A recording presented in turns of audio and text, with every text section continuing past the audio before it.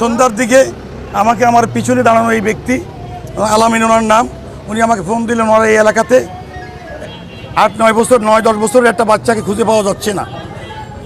পরবর্তী কিছুক্ষণ পর ফোন দিলেন একটা নাম্বার থেকে যে সন্তান যে ওই শাকিল ভিকটিম শাকিলের মায়ের কাছে ফোন দিয়েছে যে তার কাছে 3 লাখ টাকা চায়। তখন আমাকে হ্যালো এভরিওয়ান, আসসালামু আলাইকুম ওয়া রাহমাতুল্লাহি ওয়া বারাকাতুহু। সবাই কেমন আছেন? আশা করি সবাই ভালো আছেন, আমিও ভালো আছি আলহামদুলিল্লাহ। আপনারা দেখতেছেন বি কেয়ারফুল ইউটিউব চ্যানেল এবং বি কেয়ারফুল ফেসবুক পেজ। আপনাদের সাথে আছি আমি কামরুল হাসান চৌধুরী। 9 বছরের বাচ্চা শিশুকে অপহরণ করে 3 লক্ষ টাকা মুক্তিপণের দাবি এবং মুক্তিপণ না পাওয়ায় হত্যা করে ফেলা হয় ছেলেটিকে। গকুন্ডা ইউনিয়নের রতিপুর ফকিরটারি গ্রামে সংঘটিত হয় এই ঘটনাটি। প্রিয় দর্শক, বললাম শিরোনাম, জানাবো বিস্তারিত, সঙ্গেই থাকুন এবং তার সাথে সাথে জানাবো কিছু সতর্কবার্তা। প্রিয় দর্শক, সম্প্রতি গকুন্ডা ইউনিয়নের রতিপুর ফকিরটারি এলাকায় একটি হত্যাকাণ্ড সংঘটিত হয়। একটি ছোট্ট শিশু বাচ্চাকে হত্যা করা হয়। জানা যায় শিশুটি দুপুর 2টার পর থেকে নিখোঁজ ছিল। তারপর সন্ধ্যা পরে মা জয়নব আক্তারের কাছে মুক্তিপণের দাবি নিয়ে কল আসে। 3 লক্ষ টাকা মুক্তিপণ দাবি করা হয়, কিন্তু কোথায় সেই টাকাটি হ্যান্ড ওভার করতে হবে সেই লোকেশনটি দেওয়া হয়নি। শুধু 3 লক্ষ টাকা দিতে হবে সেই দাবিটা করা হয় এবং বলা হয় বাচ্চাটি এখনো জীবিত আছে, তাকে কোনো মারধর করা হয়নি, টাকা দেওয়া মাত্রই আমরা বাচ্চাটাকে ছেড়ে দেব। তারপর এই বিষয়ে অন্ধ মা জয়নব আক্তার থানায় গিয়ে জিডি করেন এবং তারপরে শুরু হয় পুলিশি তদন্ত। পুলিশ সেই অপহরণকারী নাম্বারটাকে ট্যাগ করা শুরু করেন এবং এক পর্যায়ে পুলিশের কর্মকর্তারা সেই অপহরণকারীর নাম্বার ট্যাগ করে জানতে পারেন এই নাম্বারটি একটি মহিলার নামে রেজিস্টার আছে এবং সেই মহিলার বাড়িতে যাওয়ার পর সেখান থেকে সেই মহিলার ছেলে সোহান এবং তার স্বামীকে আটক করা হয় এবং পুরো রাত জুড়ে চলে জিজ্ঞাসাবাদ এবং জিজ্ঞাসাবাদের এক পর্যায়ে তারা অন্য আরেকজন লোকের নাম প্রকাশ করেন। তারপর সেই লোককেও পুলিশ গ্রেফতার করে এবং যৌথভাবে তাদেরকে ইন্টারোগেট করা হয়, জিজ্ঞাসাবাদ করা হয় এবং এক পর্যায়ে তারা স্বীকার করেন তাদেরই বাড়ির নতুন নির্মাণাধীন ভবনের নতুন বাথরুমের টাঙ্কির ভেতর 2 থেকে 3 ফুট গর্ত করে তার নিচে সেই ছেলেটিকে পুঁতে দেওয়া হয়।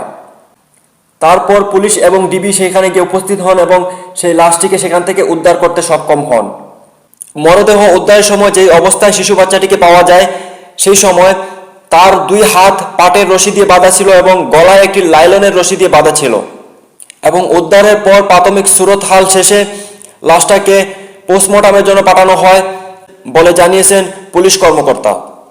তো চলেন প্রিয় দর্শক, আসলে পুলিশ কর্মকর্তা কি বলতেছেন সেটা একটু আমরা শুনে আসি। সন্ধ্যার দিকে আমাকে আমার পিছনে দাঁড়ানো এই ব্যক্তি আলামিন ওনার নাম, উনি আমাকে ফোন দিলেন ওনার এই এলাকাতে 8-9 বছর 9-10 বছরের একটা বাচ্চাকে খুঁজে পাওয়া যাচ্ছে না। পরবর্তী কিছুক্ষণ পর ফোন দিলেন একটা নাম্বার থেকে যে সন্তান যে ওই শাকিল ভিকটিম শাকিলের মায়ের কাছে ফোন দিয়েছে যে তার কাছে 3 লাখ টাকা চায়। তখন আমাকে ওই নাম্বারটা দেওয়া হলো, আমি নাম্বারটা ট্র্যাকিং করলাম। ট্র্যাকিং করে আমি লোকটার ওই সোহানের মায়ের নামে আইডি কার্ড পেলাম।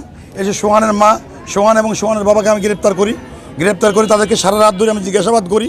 জিজ্ঞাসাবাদের এক পর্যায়ে তারা আরেকজনের নাম বলে, আমি সিভিল টাইম দিয়ে তাকেও পিক আপ করার পরে তাদেরকে আমরা জয়েন্ট ইন্টারোগেশন চেলে ডিবি থানা এবং আমাদের এডিশনাল এসপি স্যারের নেতৃত্বে জিজ্ঞাসাবাদ করার পরে আমাদেরকে সে বলে যে লাশটা তাদের ঘরের পিছনে বাথরুমের পাশে গর্ত করে করা হয়েছে। তাকে তো আমরা আমাদের ওই অফিসে রেখে মোবাইলে তার মাধ্যমে লোকেশন নিয়ে আবার আমরা এখানে আমি আসি প্রথম অপারেশন শুরু করি, এরপরে ডিবি আসে, আমরা মোটামুটি লাশটা। প্রিয় দর্শক, আপনারা শুনতেই পেলেন এই পুলিশ কর্মকর্তা কি বলছেন। যদিও তিনি খুব দক্ষতার সহিত এই পুরো বিষয়টার রহস্য উদ্ঘাটন করেন, তবুও সেই বাচ্চাটিকে বাঁচানো সম্ভব হয়নি।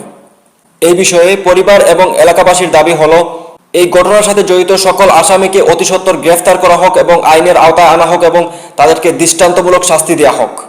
তো প্রিয় দর্শক, সবসময় আমি বলি সাবধান থাকবেন, সতর্ক থাকবেন এবং নিজের খেয়াল রাখবেন, পরিবারের খেয়াল রাখবেন এবং আপনার বাচ্চা শিশুদের খেয়াল রাখবেন। আজকে আবারও বলতেছি ভাই, অবশ্যই আপনার শিশু বাচ্চাদের সবসময় নজরে রাখবেন। তারা কার সাথে মিশতেছে, কোথায় যাচ্ছে, তারা যার সাথে মিশতেছে সেই ব্যক্তিটা তাদের জন্য সঠিক কিনা সেটা আপনাকে অবশ্যই লক্ষ্য রাখতে হবে। না হলে বিভিন্ন নিপীড়ন আর নির্যাতনের শিকার হতে হবে আপনার শিশু বাচ্চাদেরকে, কখনো কখনো আবার প্রাণও হারাতে হতে পারে। সেই জন্য অবশ্যই সাবধান থাকতে হবে, সতর্ক থাকতে হবে এবং নিজের শিশু বাচ্চাকে সবসময় নজরে রাখতে হবে এবং সবসময় চোখ কান খোলা রাখতে হবে। তো প্রিয় দর্শক, আজকের মতো এই পর্যন্ত, দেখা হবে নেক্সট এপিসোডে। ততক্ষণ সবাই ভালো থাকুন, সুস্থ থাকুন। আল্লাহ হাফিজ। আসসালামু আলাইকুম রহমতুল্লাহি ওয়া বারাকাতুহু।